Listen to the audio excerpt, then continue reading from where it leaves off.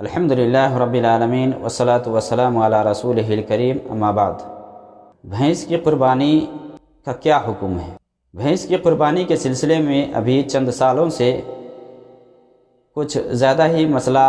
ابھر کر کے سامنے آنے لگا ہے، اور خاص کر کے جب بھی قربانی کا ٹائم ہوتا ہے تو اس ٹاپک کو لے کر کے لوگوں میں کچھ زیادہ ہی سننے کو ملتا ہے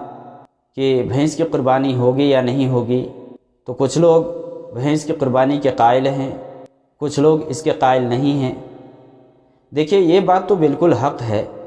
کہ نبی صلی اللہ علیہ وسلم کے ٹائم میں، نبی صلی اللہ علیہ وسلم کے زمانے میں عرب میں بھینس نہیں پائی جاتی تھی۔ اس لیے آپ کہیں بھی دیکھیں گے تو بھینس کے سلسلے میں ایسا کہیں نص نہیں ملے گا۔ ہاں، جو لوگ جواز کے قائل ہیں اور جو عدم جواز کے قائل ہیں، دونوں ایک ہی آیت سے استدلال کرتے ہیں، بہیمۃ الانعام سے، کہ چوپائے کے حوالے سے جو قرآن میں آیا ہے اسی سے استدلال کرتے ہیں۔ تو اس سلسلے میں قرآن کریم میں اللہ رب العالمین نے سورہ حج میں بیان فرما دیا ہے، سورہ حج کی آیت نمبر 28 میں، وَيَذْكُرُ اسْمَ اللَّهِ فِي أَيَّامٍ مَعْلُومَاتٍ عَلَىٰ مَا رَزَقَهُم مِّن بَهِيمَةِ الْأَنْعَامِ فَكُلُوا مِنْهَا وَأَطْعِمُوا الْبَائِسَ الْفَقِيرَ، کہ ان مقررہ دنوں میں ان چوپایوں پر، ان جانوروں پر اللہ کا نام لو اور کھاؤ اور کھلاؤ، یعنی ذبح کر کے اللہ کے نام سے ذبح کرو، کھاؤ اور فقیروں کو کھلاؤ۔ اسی طرح سے سورہ حج کی آیت نمبر 34 میں اللہ رب العالمین نے فرمایا، وَلِكُلِّ أُمَّةٍ جَعَلْنَا مَنسَكًا لِيَذْكُرُوا اسْمَ اللَّهِ عَلَىٰ مَا رَزَقَهُم مِّن بَهِيمَةِ الْأَنْعَامِ، کہ ہر امت کے لیے ہم نے ایک طریقہ مقرر کر دیا ہے تاکہ ان چوپایوں پر اللہ کا نام لے جو چوپائے اللہ رب العالمین نے دیے ہیں۔ یہ بہیمۃ الانعام کیا ہے؟ اس کی تفسیر میں جب ہم جائیں گے تو قرآن کریم کی دوسری صورت میں، سورہ انعام میں اس کا ذکر آیا ہے کہ بہیمۃ الانعام یہ 8 قسم کے جانور ہیں، 8 قسم کے جانور ہیں، یعنی 8 ہے، ثمانیۃ ازواج کا لفظ اللہ رب العالمین نے ذکر کیا ہے قرآن میں۔ اس میں بکری ہے، بھیڑ ہے، اونٹ ہے، گائے ہے۔ ان سبوں کو جب ہم ڈبل کریں گے، یعنی نر و مادہ، مذکر مؤنث، تو یہ 8 بنتے ہیں، کل 8 بنتے ہیں۔ یعنی بکری ہے تو بکری کے ساتھ بکرا، اسی طرح بھیڑ ہے تو اس کا مرد ہو، اسی طرح گائے ہے، بیل ہے، اونٹ ہے، اونٹنی ہے، یہ کل ملا کر کے 8 ہوتے ہیں۔ اسی لیے بعض مفسرین نے یہ ذکر کیا ہے کہ بہیمۃ الانعام سے یہی 8 قسم کے جانور مراد ہیں، ان 8 کے علاوہ اور کسی کی قربانی نہیں ہوگی۔ تو جو لوگ بھینس کی قربانی کے قائل نہیں ہیں، اور جو لوگ یہ کہتے ہیں کہ بھینس کی قربانی نہیں ہوگی، کیونکہ اکثر و بیشتر مفسرین نے بہیمۃ الانعام میں جو ذکر کیا ہے، گائے، بکری، اونٹ، یعنی بھیڑ، یہ اسی کو ذکر کیا ہے کہ بہیمۃ الانعام سے مراد یہی ہے۔ تو اس میں چونکہ بھینس کا ذکر نہیں آتا ہے،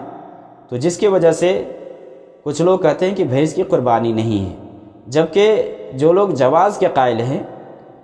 وہ اسی آیت سے استدلال کرتے ہیں کہ بہیمۃ الانعام میں یہ بھینس بھی داخل ہے، کیونکہ بھینس عرب میں پائی نہیں جاتی تھی۔ بھینس جو عربی میں جس کا نام جاموس بنایا گیا ہے، یہ عجمی لفظ سے بنایا گیا ہے۔ تو بھینس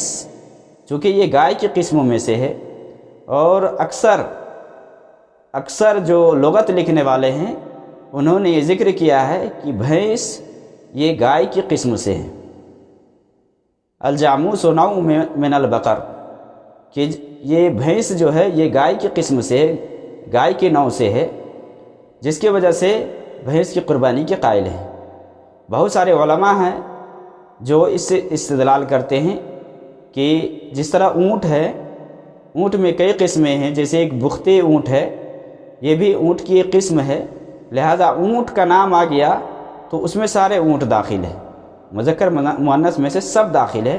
اسی طرح گائے کا ذکر آ گیا تو بھینس یہ گائے کی قسموں میں سے ہے، جبکہ جو لوگ اس کے مخالف ہیں وہ کہتے ہیں کہ بھینس یہ بالکل الگ ہے، بھینس کی نوعیت الگ ہے،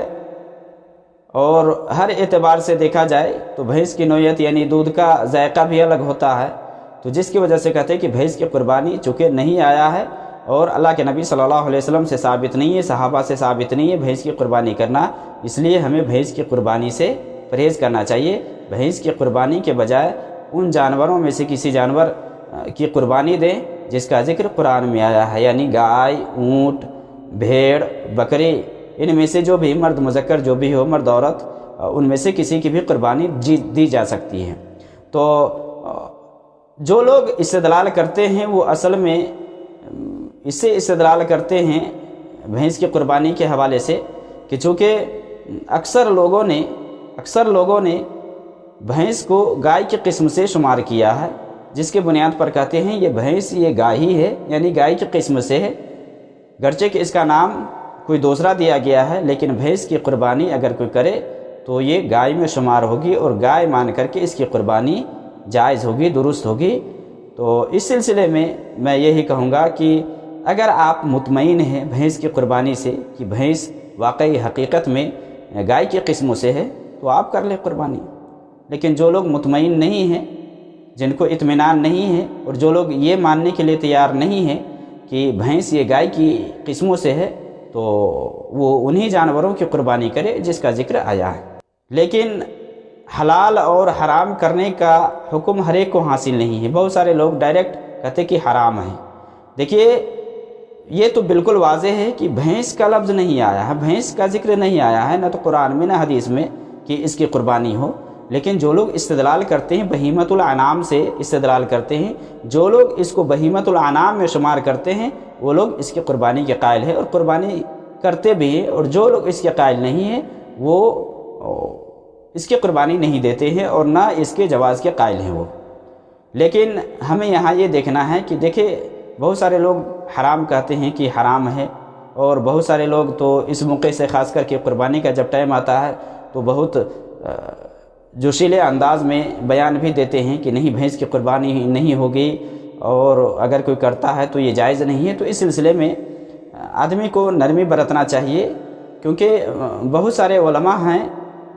جو جیسے شیخ ابن عثیمین سے پوچھا گیا تو انہوں نے یہ کہا کہ گائے کی قسموں میں سے ہے یہ بھینس، اور آپ زکوٰۃ میں دیکھ لیں کہ زکوٰۃ جب آپ بھینس کی دیتے ہیں تو کس حساب سے دیتے ہیں؟ آپ گائے پہ قیاس کرتے ہیں، اور اس پہ سب کا اجماع ہے، بلکہ بعض علماء نے تو یہ اجماع لکھا ہے امام ابن منذر وغیرہ کے حوالے سے کہ اس پر اجماع ہے کہ گائے کی قسموں میں سے یہ بھینس ہے، یعنی بھینس یہ گائے ہی میں سے ہے۔ ہاں اس کی شکل الگ ہے، حیت الگ ہے، یہ اور بات ہے، لیکن یہ گائے کی قسموں میں سے ہے۔ لیکن اس پر اجماع ہے کہ زکوٰۃ کے معاملے میں بھینس کی زکوٰۃ گائے کے حساب سے نکالی جاتی ہے اور دی جاتی ہے، کہ اگر کسی کے پاس بھینس ہے تو بھینس کی زکوٰۃ وہ کیسے نکالے گا؟ کیا اونٹ کا حساب لگائے گا؟ وہ نہیں، اونٹ کا حساب نہیں لگائے گا، تو گائے کے حساب سے اس کی زکوٰۃ نکالی جاتی ہے۔ تو اسی پر قیاس کرتے ہوئے جو لوگ یہ کہتے ہیں کہ نہیں بھینس کی قربانی ہو جاتی ہے اور جائز ہے، تو ان کو اگر اطمینان ہے تو وہ کرے، اور جن کو اطمینان نہیں ہے تو اس میں سختی برتنے کی ضرورت نہیں ہے۔ اللہ رب العالمین سے ہم خیر کی امید رکھتے ہیں، اللہ رب العالمین ہماری عبادتوں کو قبول فرمائے۔ وصلی اللہ علی النبی۔